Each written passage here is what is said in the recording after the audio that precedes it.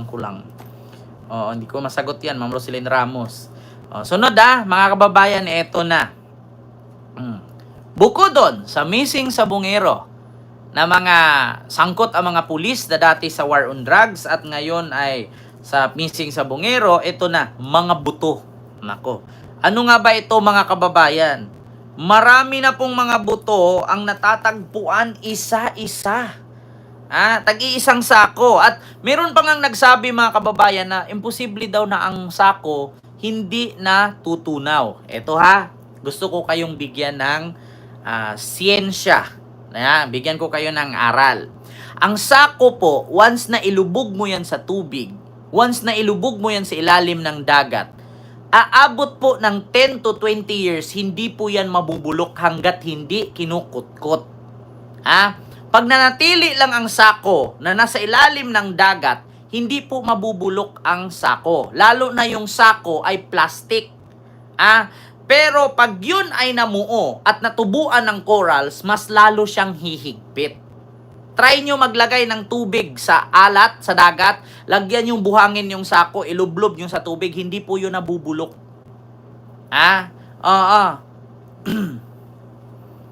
Pinalitan na ang sako. Natural po yun, Sir Edgar. Papalitan kasi hinaon nila yung sako na binalutan ng buto is puti. Pinalitan nila ng orange para pag ahon nilang ganon, hindi mapidnat o mapunit. Oy, Sir Jerry Ramil, maraming salamat po sa yung $10 super sticker. Thank you so much po. So ito mga kababayan, not only isang buto ang na-discovery marami po sunod-sunod na buto ang nakikita at hindi pa po natutukoy kung kaninong buto iyon, kung sa tao ba yon, sa isda ba yon, o sa hayop ba yon. Hintayin lang po natin ang DNA, mga kababayan, nung mga buto na nakita. Ito po yun, Ito po, GMA News po ito. May bagong naiahon mula sa Taal Lake ang mga diver ng Philippine Coast Guard sa pagpapatuloy ng kanilang paghahanap ng mga nawawalang sabungero mula sa Batangas. Nakatutok live si Rafi Tima. Yes, Rafi. totoo yan, Ma'am Diana. Binalot nila ng another sako para hindi Emil, mapunit. dalawang bag na may hindi pa natutukoy na laman ang inihahon. Ayun, Ma'am Jillian May Lugo. Maraming salamat sa yung $20 super sticker. Thank you so much po. Ng mga diver mula sa ilalim ng Taal Lake dito sa bahagi ng Laurel, Batangas. Sa ikalang araw ng kanilang operasyon para hanapin ang mga nawawalang sabungero. Kasunod ito ng isang sako na may lamang mga buto na inihahon naman kahapon. Sunod-sunod na yan. Ilang linggo matapos isiwalat ng whistleblower na si Dondon Pati Dongan alias Totoy na dito sa Lake Taal Lake itinapon ng matagal ng Ano daw, sabi ni Sir Replace TV? Ken, sabi ni Buang Zun, fishing expedition daw. hanap ng mga missing sabungero. Dalawang bag ang iniangat ng mga Philippine Coast Guard divers mula sa ilalim ng lawa dito sa bahagi ng Laurel, Batangas. Hindi ito kalayuan mula sa Pampang. Sa aking drone video ng retrieval operation, makikita ang pulang bag na hawak ng mga diver ng Coast Guard sa kanilang pangalawang dive operation ngayong araw. Ang mga bag agad ipinasa sa mga kawal. Actually, mga kababayan, sa mga nagtataka po, bakit yung inihain o inahon ng mga divers o yung mga Philippine Coast Guard, bakit daw bago ang sako? Kung hindi po ba kayo tanga na mga DDS, malamang bago po talaga ang pagbabalutan nila noon. Kasi kung yung puti na sakong binalutan ang hilain mo, mapupunit yun. Sa tagal ba namang nakabaon doon? Isang hila mo nun, punit yun. Pero kung walang gagalaw nun, manatili siyang buo. Manatili siyang intact. Hanggat walang gagalaw. Hanggang sa tumatagal yun doon, tutubuan ng coral reefs. Paano matutubuan din ng coral reefs kung ang buto ay nakabalot pa ng sako? Ang sako kasi is plastic, hindi po ang sako papel. Hindi po siya sakong harina. Kahit nga ang damit pag nalagay yan sa dagat, hindi napupunit ang damit. Lalo pag nakabalot ng buhangin, tas nasa dagat lang, nakalublob, hindi mapupunit ang damit. Kaya kailangan nilang ibalot ng panibagong sako para ma-intact, hindi siya mapunit. Kaya ang palusot ng mga DDS, ano ba yan? Bakit nung inahaon, bagong sako na Kung hindi ka ba naman tanga, di pulutin mo yung punit na. Di paano mo makitang ebidensya ngayon? Kailangan lang balutin ng panibago para maahon nila. Kasi kung hindi nila balutin ng panibagong sako yun, nakita nyo naman yung kaibahan ng sako na puti, na may mga butong itim, kasi putik yan eh. Lake yan. Sa madaling salita, lawa yan. Hindi yan katulad sa dagat, na kapag ilublob yung paa mo buhangin. Yan kasi lake. Lawa yan. Sa madaling salita, putik yung under niyan. Kasi bulkan yan eh. So ganun yan. Para di malaglag. ng PNP Scene of the Crime Operatives. Ayaw pang kumpirmahin kung ano ang laman ng mga bag, pero agad itong isinilid sa mga cadaver bag. Magpapatuloy man ang search and retrieval operation ng Coast Guard sa lugar kung saan nakita ang mga bag. Ma'am Chai Chair, hello po. Dive operation dahil malalim ang kanilang search area, mapurak at napakalimitado ng visibility. Habang isinasagawa ang retrieval operation, nasa Pampang naman ang ilang kaanak na mga nawawalang sabongero. Ang ilan sa kanila, nagsindi ng kandila. Sir Joel C. Jet sa Sirisa Force, kay Ma'am Chai Chair, no? Sa inyong lahat dyan, mega love shout out. Ito mga kababayan, kapag ang mga buto na ito na napulot or nakita ng mga divers, kapag isa dito nagmatch sa DNA ng mga pamilya ng mga sabongerong nawawala, good luck. Kahit isa lang dito magmatch doon sa mga pamilya na nawawalan ng kamag-anak ng sabongero, pag isa lang diyan nagmatch, sa madaling salita, totoo talaga ang sinabi ni Patidungan. At totoo talaga na doon tinapon. Kasi mga kababayan, hindi naman po ito si Patidungan magaganyan eh.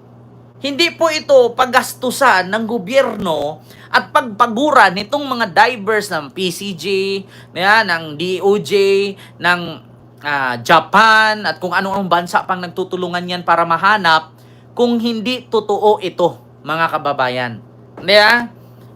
Not only one sako 2, 3, 4 na sako na po yung napulot nila. Merong sa Pangpang, merong doon sa may gitna konti, tapos meron pa dito sa gilid, sa may burak.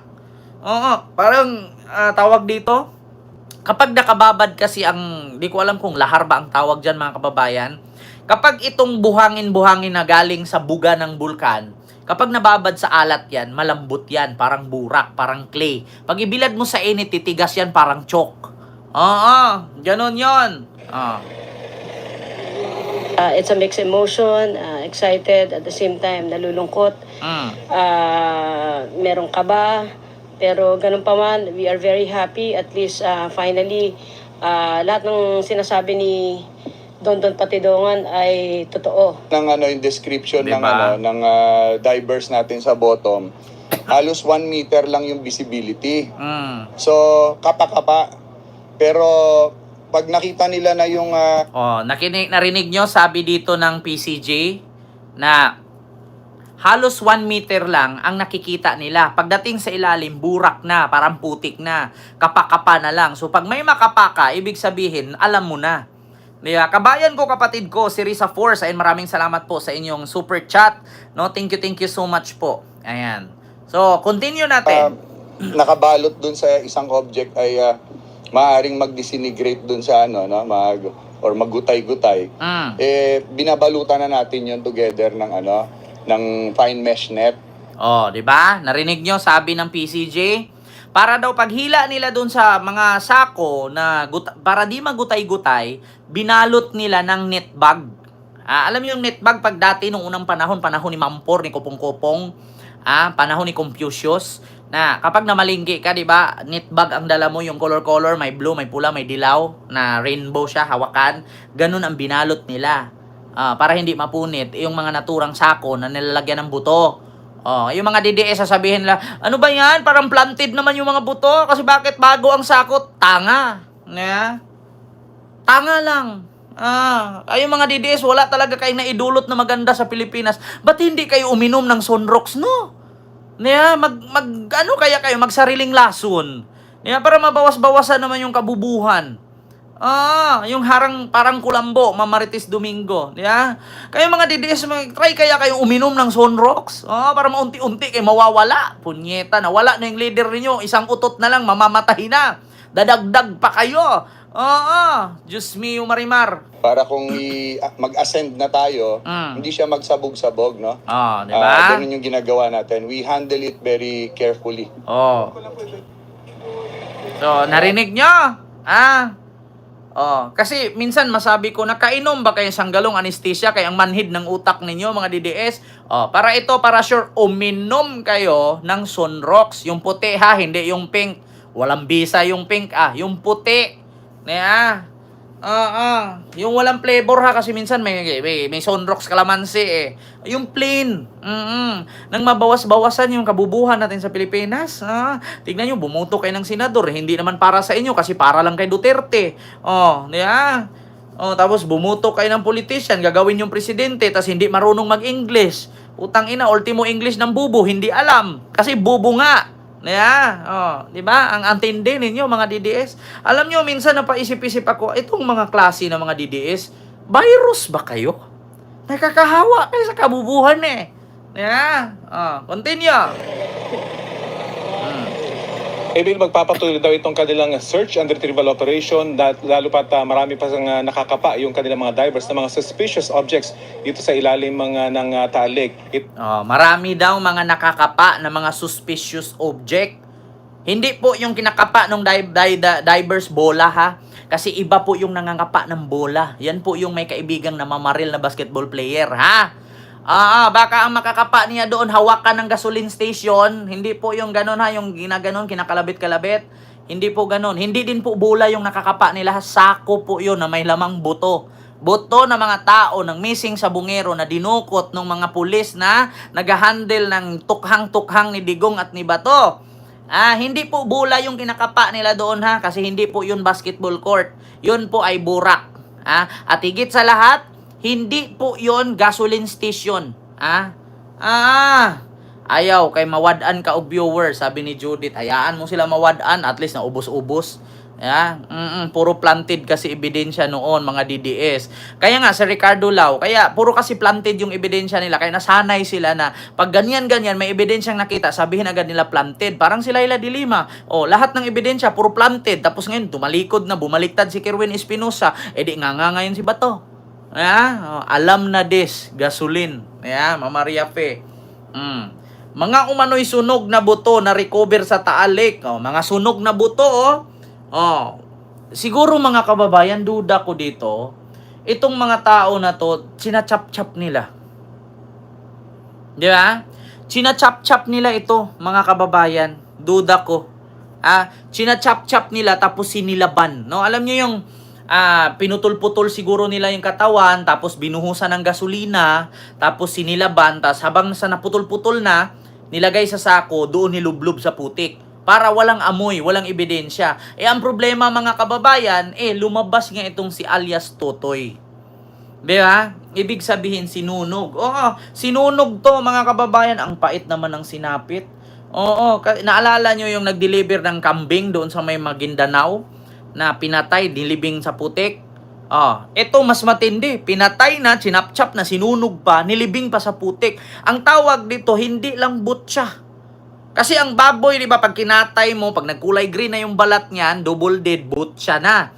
Ito mas matindi. Dinukot, pinahirapan, tinorture, binarel, chinapchap, sinilaban. Tas nilibing pa sa karumal-dumal. Di umano. 43. 43 ba? 34. Kanaturang mga sabungerong nawawala. Sinunog, di umano, at nilublob sa gitna ng putik sa Taal Lake. Di ba? Grabe sa totoo lang mga kababayan. Di ba? Triple murder, hindi lang triple murder to, mga kababayan. Yung pagdukot pa lang, yung pagparusa pa lang, tinutorture pa ito, mga kababayan. Hindi ako naniwala dito na dinukot. Pinapaano pa nila ito, siguro mga 1 buwan pa ito, mga kababayan. Kasi ang pagkakaintindi ko dito, dinukot itong mga sabungero na to, hinanap kung saan yung mga napanalunan nila. Imposible naman, dukutin ka, tapos diretsong patay. Diba? Hindi yan. Tutorturin muna nila yan. pipigain yung kuko, 'di ba? Bubunutan ng kuko para makapagsabi kung saan nila dinala itong napanalunan nila kasi pandaraya nga daw ito. Pagchuchupi nga daw. Kung sino daw yung leader, sasabihin daw, ito yung tayaan ninyo. Kasi ito yung mananalo. Kasi kalaban nga ba naman nila, computer. So ngayon, syempre, doon ka tumaya, kasama yung leader, dudukutin yun ngayon. Pag dinukot yun, tutorturin mo na. Saan yung pera? Ibalik mo yung pera. Nakita nyo sa pelikula, di ba? Minsan, tinatali, pinahiga sa lamesa, nilalagyan ng tela ang mukha, tapos binubuhusan ng tubig. Diba? Yung nilulunod sa tubig. 7,000 live viewers. Like po kayo, mga kababayan. Kaya, ang pagkakaalam ko dito, mga kababayan, tinutorture mo na ito. Bago dinukot, tutorturin. Pipigain ang kuko, diba? Babalian ang daliri, susugatan, para masabi kung saan dinala ang pera. Kasi, lugi kasi sila, mga kababayan. Kung ikaw ba naman, sabihin natin, 34 ito ka mga agent. Lugi talaga ang negosyo kung mayroong traidor sa negosyo. So malamang kung ang napanalunan nito, kung milyon-milyon ang napanalunan, malamang sa malamang tutorturin kasi tatanungin kung saan yung napanalunan. Bago papatayin. Hindi naman po pwede na patayin mo diretso. Hindi mo mabawi yung pera. Di ba? Ma'am Ims Maka, sir, taas ng viewers mo din. Sa kanila natin. Kakilala natin. Di ba? Christy Chris, hello po sa iyo, ma'am. Maraming salamat po sa iyong super chat. Ayun, hello Kent watching from Norway. Ayan, hello po, ma'am. Thank you so much po. Di ba? Ma'am Chai Chair, ma'am Ims Maka, hello po. So, yun, mga kababayan. Spanish girl. Ayan, Spanish girl bread. Ayan, may glove shout out po. So, ganun ang nangyari, mga kababayan. Hindi posible naman dudukutin mo. Hindi mo tanungin kung saan dinala. Yun lang yun. Di ba? So, dito, mga kababayan, yung sunod. Actually, mga kababayan, demonyo talaga yung gumawa nito. Sinachap-chap muna. Sunod, eto na, mga kababayan. So, ano nga ba yan, Kent, yung